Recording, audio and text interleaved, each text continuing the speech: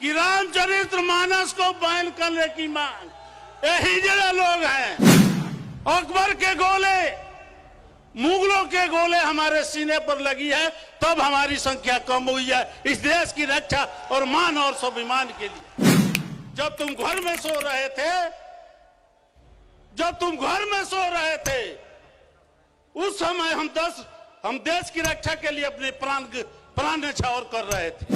हमारी माताएं तिलक लगा देती थी और युद्ध के मैदान में भेज देती थी, और जो माताएं थी वो जौहर ले लेती थी।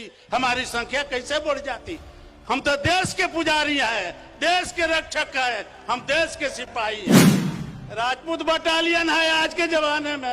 पति और पत्नी का संबंध कैसा हो हमें संस्कार सिखाता है। तो ऐसे जो रामचरितमानस पर बोलने वाले लोग हैं, अनपढ़ गंवार हैं, वो उनको इसकी सजा मिलनी चाहिए। संख्या कम है, भागीदारी कम मिलनी चाहिए। अरे भाइयों, हमने हिजड़ों की तरह ताली बजाकर और ट्रक से कचराकर हमारी संख्या कम नहीं हुई है।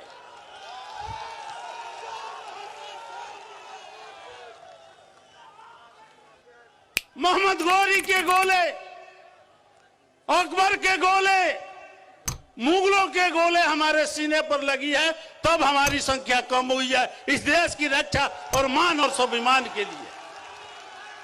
संख्या की बात करते हो, संख्या की बात करते हो।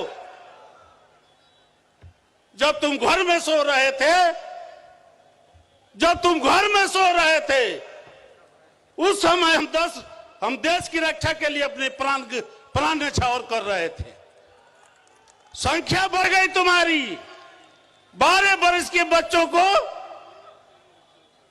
हमारी माताएं तिलक लगा देती थी और युद्ध के मैदान में भेज देती थी, और जो माताएं थी वो जौहर ले लेती थी। हमारी संख्या कैसे बढ़ जाती। हम तो देश के पुजारी हैं, देश के रक्षक हैं, हम देश के सिपाही हैं, हम समाज के सिपाही हैं। इसलिए हमारी तुलना संख्या से नहीं करो। जाट बटालियन है,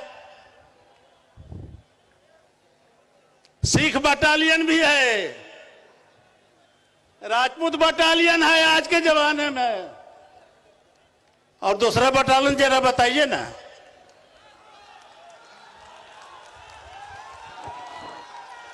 कहां गए लड़ने के लिए हम? मजा करने के लिए आप संख्या का गिनती कराते हो। अब तो इतना होने लगा है कि रामचरितमानस को बैन करने की मांग यही जरा लोग हैं,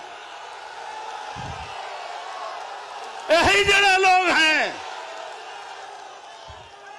जिनको रामचरितमानस के बारे में ज्ञान नहीं है, वो पढ़ा नहीं है। रामचरितमानस क्या बताता है? क्षत्रिय धर्म क्या है, माता और पिता से संबंध कैसा हो, भाई भाई का संबंध कैसा हो, गुरु और शिष्य का संबंध कैसा हो, पति और पत्नी का संबंध कैसा हो, हमें संस्कार सिखाता है, हमें बड़बोलाई नहीं सिखाता है। तो ऐसे जो रामचरितमानस पर बोलने वाले लोग हैं, अनपढ़ गंवार हैं, वो उनको इसकी सजा मिलनी चाहिए।